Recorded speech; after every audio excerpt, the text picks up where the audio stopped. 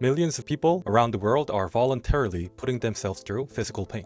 Their tongues are burning, they're sweating, and reaching for milk in desperation, all while a camera rolls. This is the buldak or fire noodle phenomenon. The company behind it, Samyang Foods, is now one of the ultimate tin-bagger stories in the K-food industry. You might have thought the fire noodle challenge was just a passing fad or lucky break. But behind the viral hype lies a business story that most foreigners don't know. A 60-year saga of a national ramen brand founded on social responsibility, nearly destroyed by a devastating corporate scandal, and ultimately reborn through a brilliant comeback that turned Samyang into what it is today. Today, we are going beyond the spice to dissect how Samyang survived the scandal, escaped the trap of short-lived trends, and built money printing machine with a 22% margin. This is the Q Report on Korea. Let's dive in.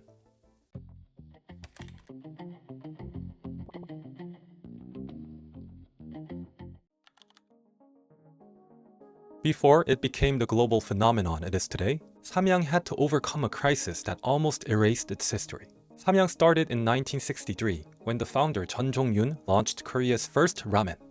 His mission was simple: to provide warm, affordable meal to a newly impoverished nation suffering from widespread poverty. It was a business born out of deep social responsibility. To guarantee the highest quality ingredients, especially for the beef broth in the soup, he even initiated a project to develop Korea's largest ranch. This enormous investment proved his commitment to securing premium domestic ingredients of protein, demonstrating an early focus on vertical integration decades before the buldak boom. Samyang was also the first in Korea to launch both the mini ramen and the highly essential cup ramen, defining convenience for an entire generation. But in 1989, everything shattered. In the late 1980s, Samyang faced a massive crisis that threatened its existence: the infamous industrial beef tallow scandal. Imagine being told that your everyday meal contained industrial carcinogens. You throw it away immediately and probably never buy that product again.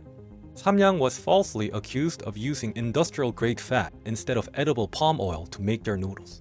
A consumer boycott spread like wildfire.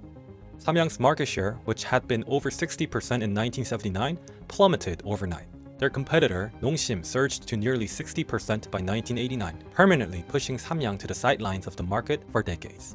After years of investigations and legal actions, Samyang was later found innocent. However, credibility in the food industry is hard to win back. Once an idea is planted to the consumers, it is almost impossible to change. For a long time, it looked like Samyang was destined to stay in second place forever. But Samyang's story was not over. A miracle began, started by the founder's daughter-in-law, Kim Jong-soo. In 2011, Ms. Kim was inspired by a super popular spicy restaurant in the streets of Myeongdong. She made a vow: I'm going to create the world's most delicious hot spicy ramen. She was so dedicated that she even developed gastritis from eating so much spicy food. After a full year of research and over 1,000 taste tests, the buldak 볶음면, the fire noodle, was finally born. When it launched in 2012, it first gained a sort of cult following in Korea. The real explosion happened overseas. In 2014, a popular YouTuber named Josh from the channel Korean Englishman posted a video reacting to the insane spice of buldak noodles. That video went instantly viral, and it kicked off a worldwide phenomenon, the Fire Noodle Challenge. Now, more than a decade later, countless content creators all over the world are still doing the challenge. What began as a spicy product turned into a global entertainment, and then into global demand. Thanks to that challenge, Samyang entered a whole new era of global dominance. Today, the viral success has transformed Samyang into the undisputed K-food leader. Samyang became a high-margin beast. The company successfully leveraged its viral hit to diversify its product line. They continuously launch localized and fresh flavors like cream carbo and jolbokki to maintain market relevance. More importantly, Samyang transitioned buldak from a meal into a core ingredient, expanding into the high-margin sauce segment like salsa or Tabasco. And the numbers suggest this is no longer just a viral food trend. In 2025, Samyang Foods reached $1.68 billion in revenue and $374 million in operating profit, putting its operating margin at over 22%. For a food business, this number is totally absurd. The global packaged food industry typically operates around 8 to 12% range, meaning Samyang is performing at nearly double that level. But what is even more impressive is the speed. Revenue has increased 5 times in just 6 years. And the real engine behind the growth is the global market. Samyang's export ratio rose from 50% in 2019 to 84% in 2025, a 34% point jump in just 6 years. And exports matter not just because they are bigger, but because they're more profitable. Overseas, buldak is not treated like a cheap instant noodle. It is sold as a premium K-food experience, often at around 3 times the price of domestic Korean ramen. While the home market is boxed in by competition and pricing pressure, global consumers are willing to pay for brand, heat, and cultural novelty. But the real secret behind the margin is focus.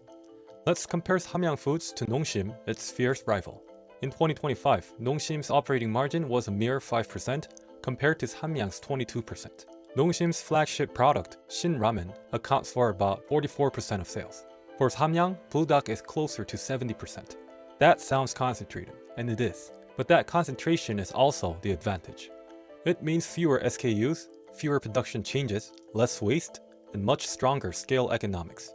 Once volumes pass a certain unit, fixed costs barely move while sales keep climbing, so most of the upside flows straight into that 20% margin. Samyang is not spreading itself across everything. It is driving one core platform globally with ruthless focus. This is the secret to the margin. They even faced its old scandal head-on. In November 2025, it launched Samyang 1963, a special edition that explicitly highlights the use of beef tallow to recreate the deep original flavor of the past. It was a bold statement, proving that their original recipe was not only safe, but delicious. This was a vindication of their heritage. Samyang didn't just overcome its painful past, it turned it into a vintage branding victory. As a person in investment, the big question is buldak just a fad? We've seen this pattern countless times. A product goes viral, sales spike, and 6 months later, consumer interest vanishes. To understand the inherent volatility in consumer goods, I would like to introduce a unique Korean cultural concept called 냄비 근성, or pot temper in Korean.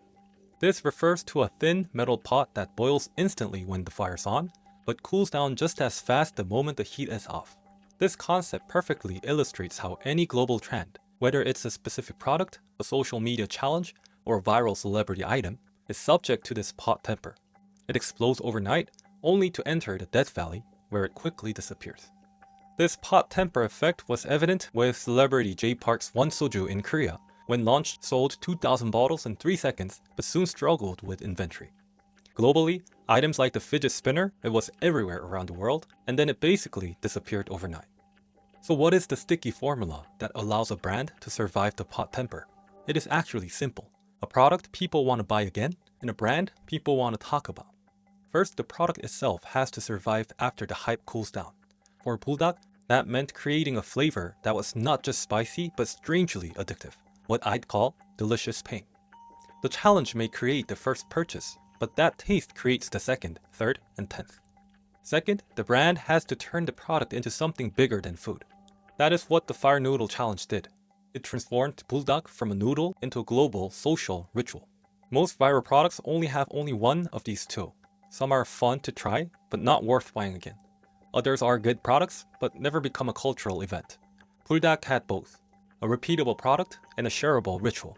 That is why it escaped the cooling pot. It did not remain a passing viral trend.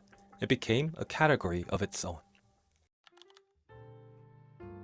Samyang's story is a masterclass in resilience. They turned a scandal that would have killed most businesses into a global empire. Of course, the view from the top is dangerous. Being a single product empire means you're vulnerable to copycats and the increase in raw material cost.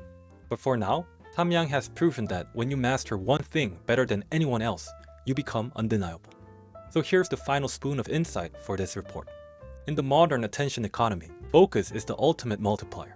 By doing one thing better than almost anyone else on the planet, Samyang proved that even a boring old food company can generate almost tech-like excitement.